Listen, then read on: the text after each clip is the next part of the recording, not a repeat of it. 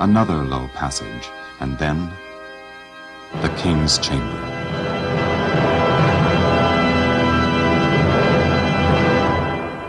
But it was empty. To the right was what looked just like a coffin. At last, the treasure. They rushed to the coffin, only to find it empty. Continuing their search, still another passage caught the Arabs' attention.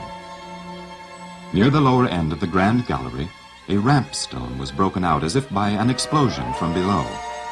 It revealed a sharp, vertical shaft, which passed through a natural cave or grotto into the bedrock. Below the grotto, they followed a natural fissure and then angled toward a junction with a descending passage deep underground.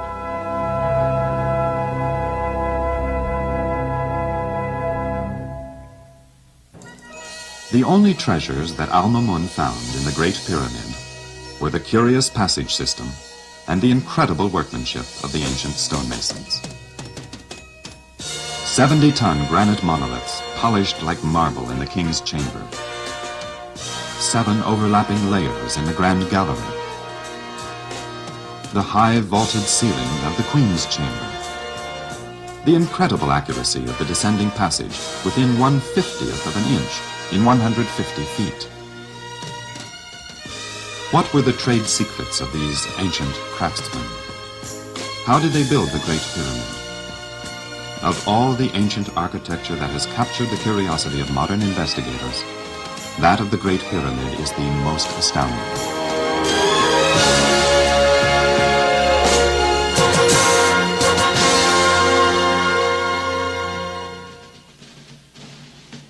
Many theories have been offered about the techniques used.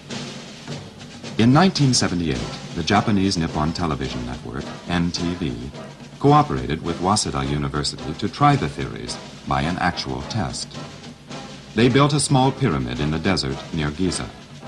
Their findings were aired in a 90-minute special program on Japanese television. August Tornquist was one of 2 American photographers granted special permission to photograph the Japanese project. The largest blocks that the Japanese cut were about 1 meter square, weighed a little less than 3 tons. Then they tried to drag them on plane skids where the ramps were greased. They tried on pine tree logs. They tried mud bricks made with straw. Then they put a lime coatings on top of that to try to figure out how they possibly moved these massive stones in the pyramid. And I'm sure that one thing the Japanese found out, that it was not as easy as they might have thought. Missing in the Japanese pyramid was the fine work. There were no stones set in close proximity. Japanese used forklifts and cranes, all kinds of tongs and equipment to pick up these blocks. Many people came and would say, "Oh, the Japanese, they're cheating." And I would say to them, "You're not cheating. If you ever saw the equipment that they used to machine and cut the blocks, you'd feel sorry for the Japanese and their inferior equipment." We worked with the Egyptian workers.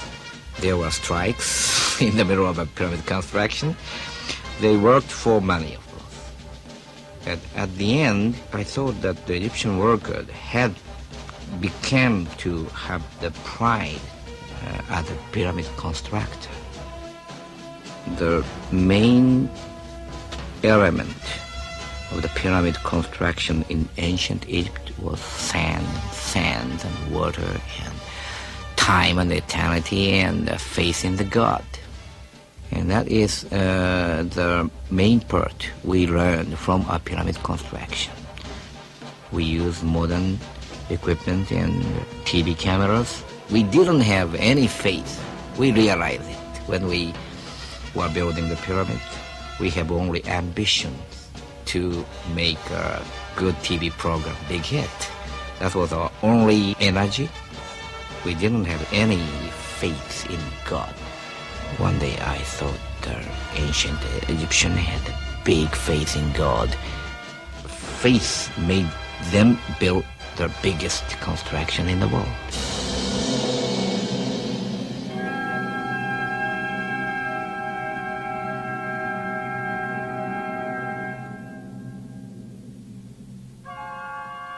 The Japanese project contributes to the understanding of how the Great Pyramid was built.